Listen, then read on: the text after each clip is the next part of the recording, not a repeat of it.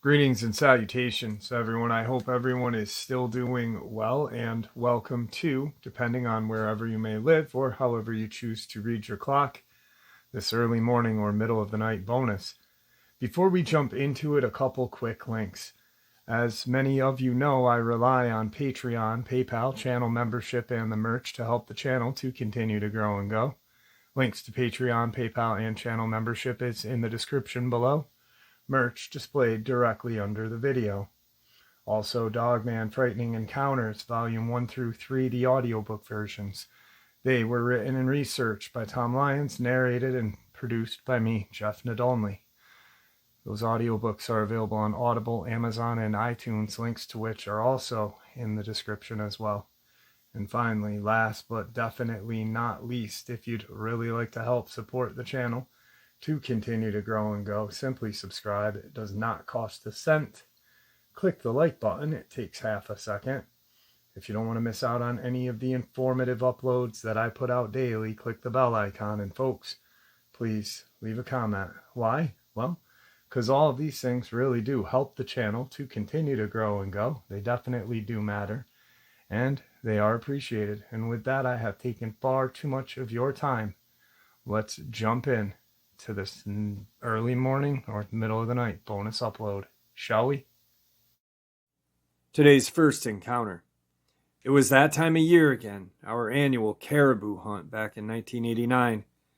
My hunting partner and I had ventured into an area below the Kewetinock Ridge alongside the Kewetinock River in British Columbia. We were working an area between the river and Mount Marpole in Carnarvon, with Hamilton Ridge to our south. It was a crisp morning, and we were seeing some animals starting to move, with none of them being to our liking. Distance between us and the herd was far too great as well. Having seen some activity, we decided to follow in the direction of the herd in hopes of seeing more substantial animals at some point.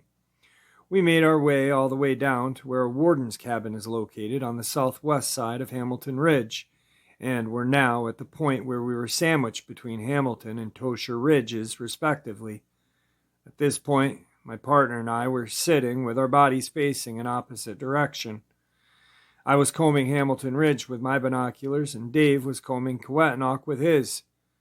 We had to have been sitting there for over an hour observing the movements of a number of caribou when Dave says, "I have never seen a timber wolf that big in my entire life. You got to check this out, Bob." On his cue, I turned and began to fix my binoculars on an area in which he was pointing. At this point, the two of us were now sitting with our eyes fixed on what appeared to be a wolf that was the size of a bull elk, a fact which was in and of itself hard to digest mentally. The distance was great, but based on the size of the larger caribou which it was stalking, walking well below them, it was twice the size of the largest male, which didn't make any sense. To me, what I was seeing was an impossibility in the natural world. A timber wolf at that size would have to have been in the neighborhood of 500 pounds, which just cannot be. As I was watching it, I said to Dave, "It's got to be a bear." But even as I said it, I didn't believe my own words. The coloration was not right for a bear, and yet the rump sat too high with the spine to be the profile of a wolf. It was truly a puzzlement to both of us. As we sat watching this, what we thought a wolf, obviously stalk the herd from a lower position on the ridge. It must have been about 20 minutes later, as we both sat watching intently, that this creature lifted off the ground with what we believed to be its front legs, which were now hanging from the body, and began to make its way up the hill towards the herd, appearing just as a hunter would hold its rifle, trying to get closer without being seen. This thing was now walking hunched over like a man. It made its way into position behind a bush, where it once again squatted down, and was evidently watching the activity above it, just as we were. The herd was lumbering along, and had to have consisted of over 50 animals or more, when suddenly, as we watched, this creature made a lightning-fast movement, closing the gap between itself and the herd, repositioning itself behind another grouping of bushes just below him. A couple of caribou seemed to momentarily be startled as it began to trot, but then all things settled down again. Moments later, this creature launched itself into an uphill diagonal run, aiming toward the middle of the herd. The caribou began to run, but the creature began much faster to our eyes, closing the gap, and launched its body, swatting a female to the ground with what appeared to be one blow from its now extended arm, very much like a grizzly bear would whack down an animal from the back in chase. It was now on top of the caribou, thrashing at its body in a violent manner, with both of what appeared to be its arms. This creature, while straddling the caribou's body, had thrown so many blows in such a brief amount of time, it was inconceivable. Our eyes and brains could not believe how many had actually been thrown. This was followed by a long pause where it just sat atop of the victim, apparently resting and eyeing its prize. 15 minutes later or so, this wolf-man-like creature stood to its feet and hoisted the caribou, placing it over its shoulders like a woman wearing a mink stole, and began walking back down the slope, angled to our north. It was then that I told David, "I have to see its face," and leveled my sight on the hill in front of it. I pulled the trigger, firing a single shot, the sound of which bounced back and forth between the two ridges, and it was loud. As soon as the blast occurred, this creature stopped in its tracks and looked directly at us. Immediately, Dave said to me, "Look at that sucker's head. He has a snout and pointed ears. It's damn near half-human wolf." He was right. Its body was long and lanky and covered in what looked like gray fur, and, from our perspective, it had a long but tapered snout like a gray wolf, with what seemed to be a variation of colors in its face. Its ears protruded upward from its head, like two small triangles that were no doubt about it. They stood there, apparently unafraid of who we were and what we could potentially do, for almost 2 minutes. The creature then began to trot away with what was just very long strides across the face of the ridge at a speed which simply a man could not achieve. And all of this while shouldering what must have been 200 to 300 pounds of animal on its back. In what was a matter of only a few minutes, this creature had covered about a half a mile and disappeared into the timber at the base of our north. Dave and I sat back and compared notes about what we had just seen. When we had seen it on our caribou straddling it, the back was lean and V-shaped, appearing to be very muscular. When the arms began thrashing at the fallen caribou, they were extremely long, and the movements were performed at a speed which seemed like a blur to our eyes. After having risen to its feet and hoisting the body around its neck and shoulders, like you or I would lift a 5-pound bag of potatoes, as if it was nothing, I think the craziest damn moment of it all was when we saw it lift up from being on all fours to 2, which was the defining moment of this. A singular movement completely blew us out of the water.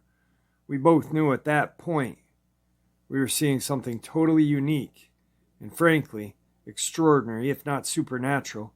And yet, there it was, hunting and walking, attacking a flesh and blood animal for food. It was just incredible. Today's second encounter. Back in mid-October of 1986, I had gone and visited my cousin, who at the time lived outside of Elkhorn, Wisconsin, a city being named supposedly by a man who found a pair of elk horns in a tree. At any rate, I had a little time off of work and went to visit him for a couple of days. I believe it was a Friday night when the two of us were indulging in a couple of beers that the conversation took a turn, with my cousin starting to talk about the so-called Beast of Bray Road. If I'm correct, and it really doesn't matter as far as what happened goes, the area in which he lived and where this supposed creature dwelled named Walworth County.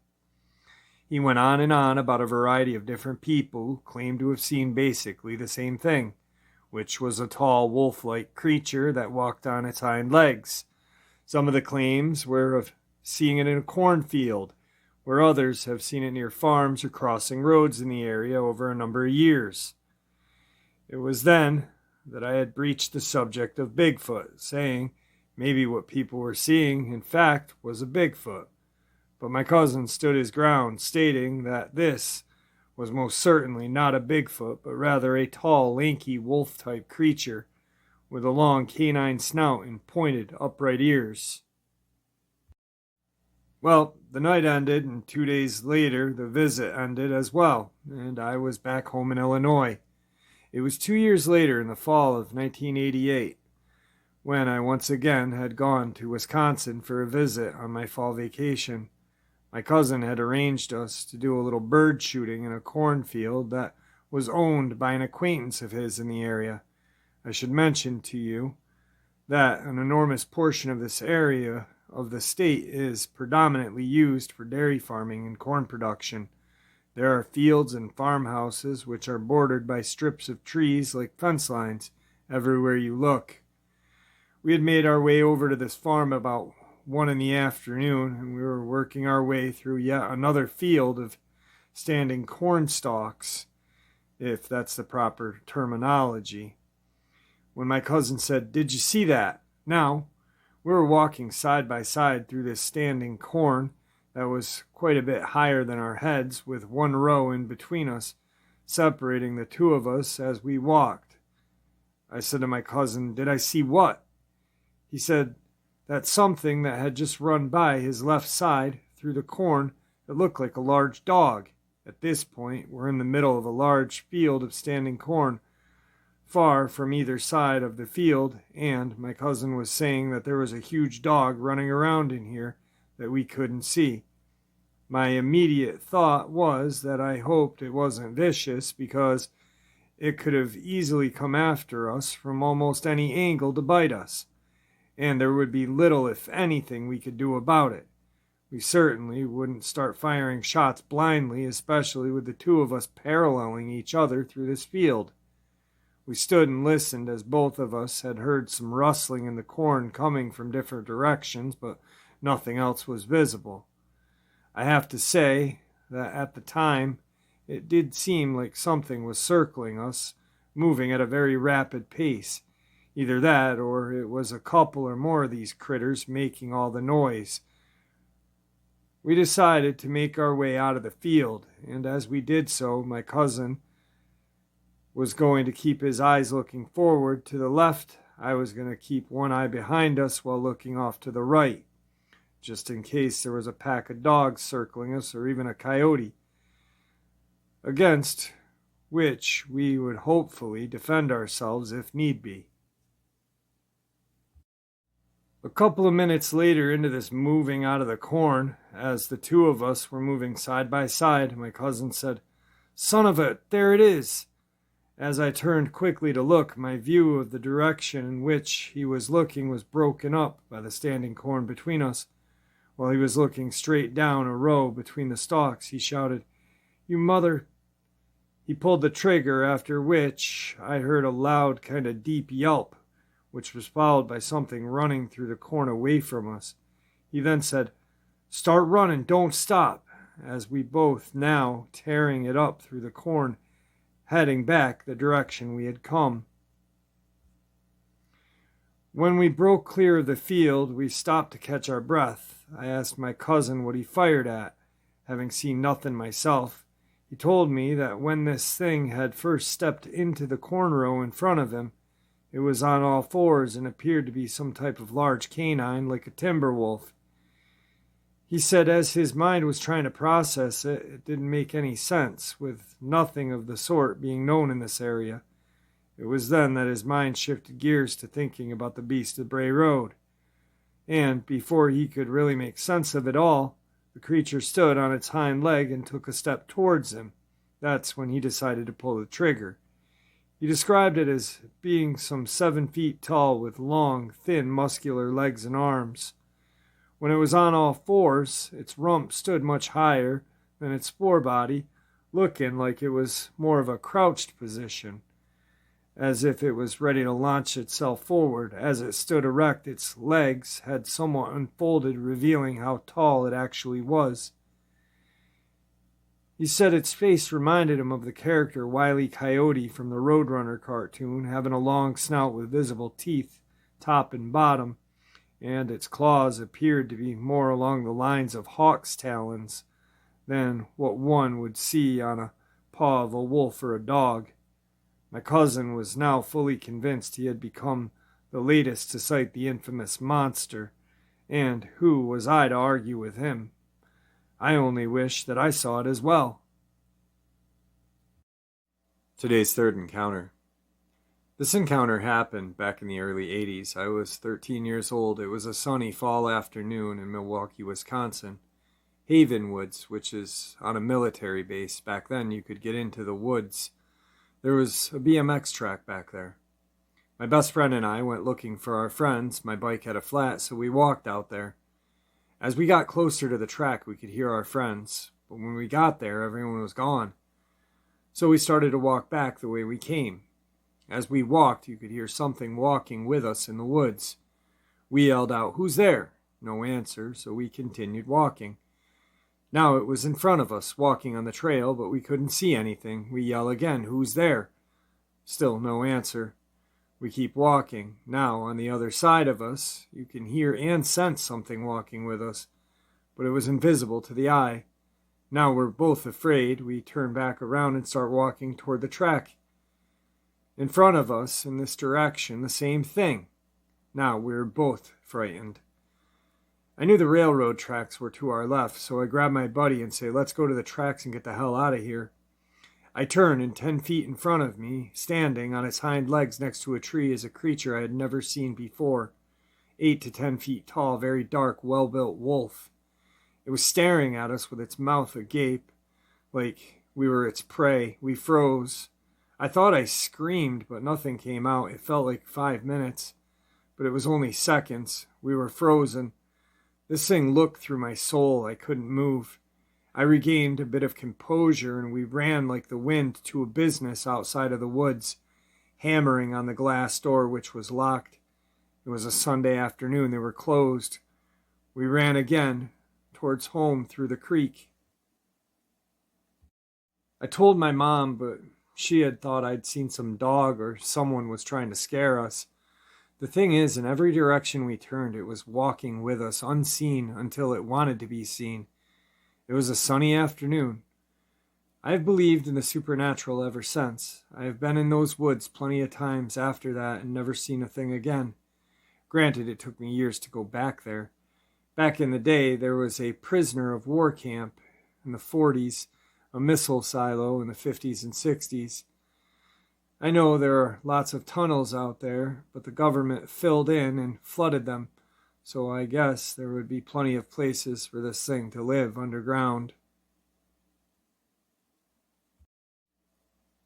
This thing was invisible, tracking us until it wanted to be seen. I feel lucky I lived through that. To me, the closest thing to what it looked like was the werewolf in American Werewolf in London film. Thank you, everyone. Tonight's fourth encounter. My family has always been notorious for doing things at odd hours, and, as you may well know, the strangest things always happen late at night. It was an unusually warm autumn some years ago, and at 16 years of age, I had just finished my summer job as an arts and crafts camp counselor. The only thing left to do was pick up a rather large trunk filled with my belongings. Unable to fit such a large trunk inside a Volkswagen Beetle I had purchased just a few weeks before, my mom was volunteered to transport it from the mountains back to the city in the larger of the family cars. Summer camp was a very wild place for me, with staff partying every night until the wee hours of the morning. My room was near the entrance of the staff residence, where all these parties took place. By late July, sleep-deprived party wimps like myself were weeded out, so I built a single mattress-sized platform in the woods and then covered it with some polyplastic. It was a 15-minute walk through the dense forest to get from the residence to the road, Bow Valley, Provincial Park, and undisturbed, protected. The forest was only a stone's throw away. It was there that my mother, a small dog named Willow, and myself were going to retrieve my trunk at 3 o'clock in the morning on a Monday. Why 3 in the morning? I could say it was the heat, but it was mostly because my dad had not yet told that the car would be leaving town. There was also my adolescent's fear that knowledge of the platform construction would somehow reflect itself in my summer paycheck I had not yet received. My mom had to be at work by 6:30, so we had less than an hour to complete this covert action. As we approached the highway turnoff, a sliver of moon cast a glow border around the southwestern Alberta Mount Yamnuska. Driving several miles along the gravel road, the camp looked deserted. Summer staff had cleared out several weeks before, and a handful of permanent staff were either taking days off in the city or asleep in their cabin. Several miles from the summer campsite, angling off the side of the road, my mom left the headlights on, pointing into the trees. There was some discussion about taking the 20-pound dog named Willow for protection. However, Willow's track record for wandering off severely threatened a successful completion of the mission. Plus, very uncharacteristically, the dog named Willow refused to get out of the car and was now partially hidden under the driver's seat. Car headlights were of no value after the first few seconds of meandering through the forest. We had a flashlight, but I was having difficulty remembering the exact location.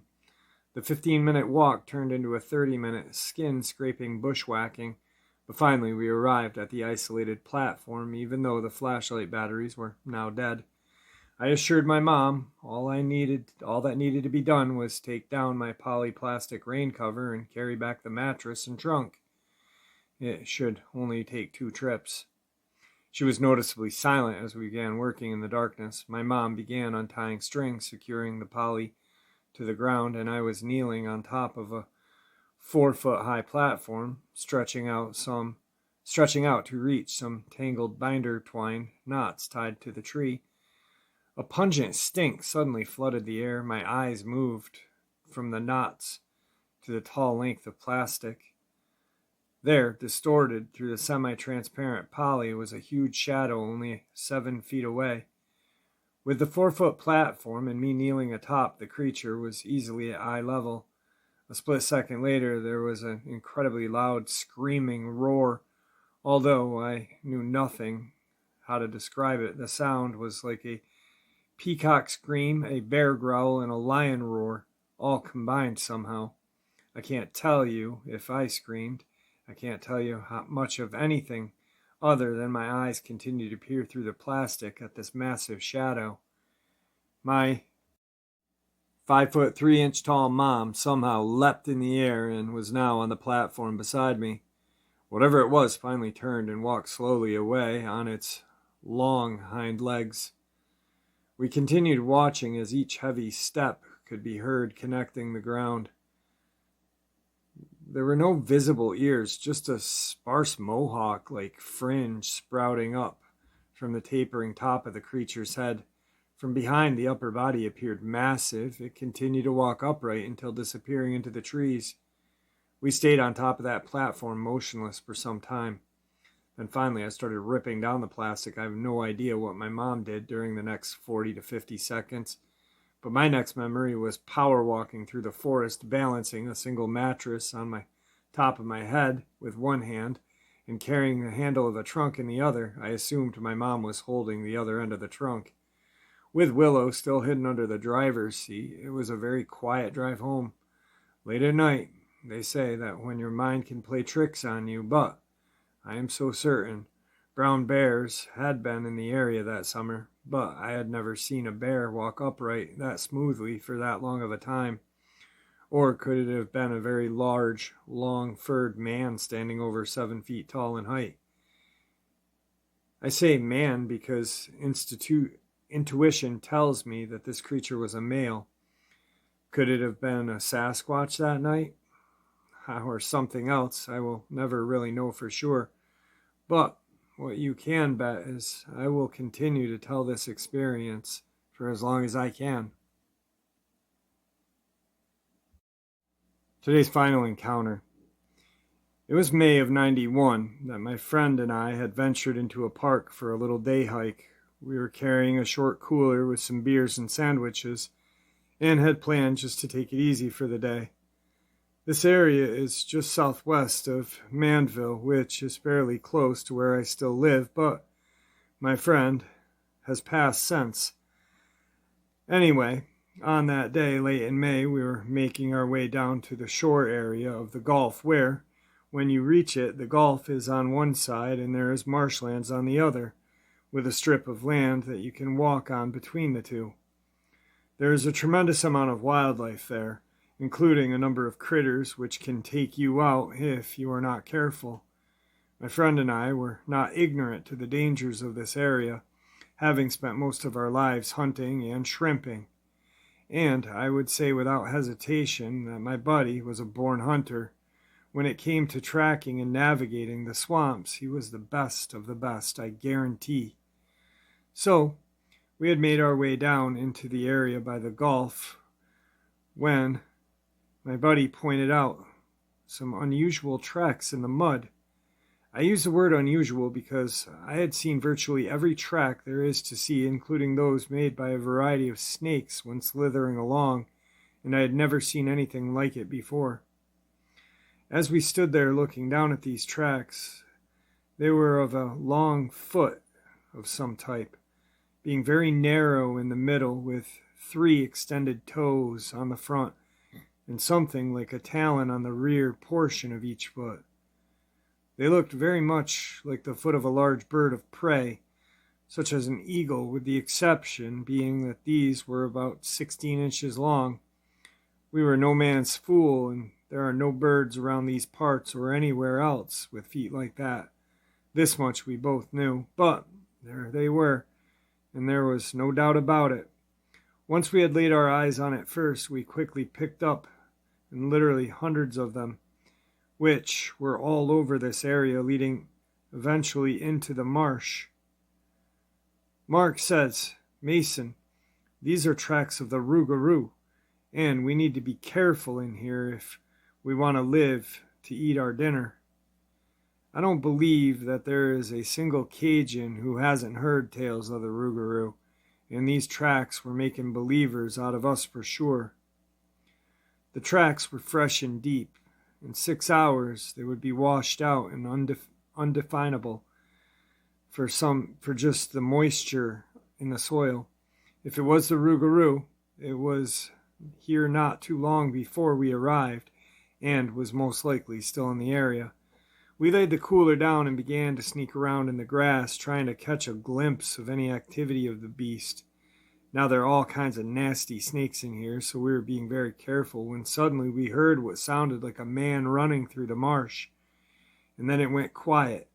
The two of us looked at each other, backed out of where we were at, and went a little further along on dry land to re-enter the marsh grass in the direction where we heard the man running. As we were entering, parting the grass with our arms, as we walked, Mark lost his footing and fell in a heap, making a large splash and cussing up a storm. Seconds later, we heard a low growl, like a mad dog coming from the marsh. As we looked through the grass, there, standing in the marsh, was what looked like a dog with a human-shaped body.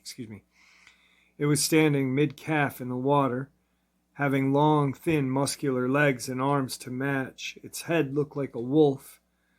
There wasn't much hair on the body, but the head had quite a bit.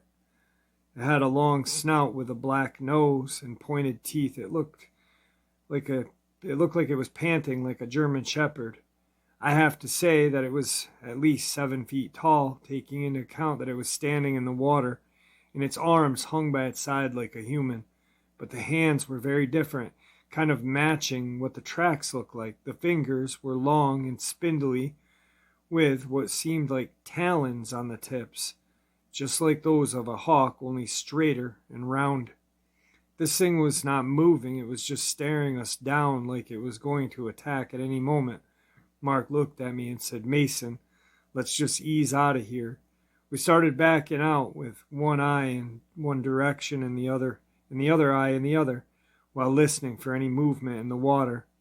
And there was none. We turned out the heat on our walking and left the place lickety-split. I've never walked so fast in my life. In fact, we had bypassed where the cooler was and just left it. I have no idea what that thing was or where it came from, but it was there, and we saw it, I guarantee. I don't expect many to believe me, and trust me, I've told more than a few. This is a kind of thing you hear at a pub after the regulars have consumed a few. But this was no ghostly apparition. It left physical tracks and moved water with its legs. This was the flesh and blood monster, and I believe it was the Rougarou. And there you have it, folks. I hope you all enjoyed this upload as much as I enjoyed sharing it with you. I'd like to thank you all for supporting the channel. It is your support that helps the channel to continue to grow and go, and what gives us all a place and a chance to share our experiences and theories judgment-free. Everyone is simply treated with the respect that we deserve. Please, everyone, stay safe, happy, healthy, and ever vigilant, keeping an eye on our children, pets, family, and our friends. These creatures are real, they are out there and dangerous. Share this information with those you love and care about, and it may just help save their lives someday. Until next time, never stop asking questions, never stop searching for the truth, and God bless you all.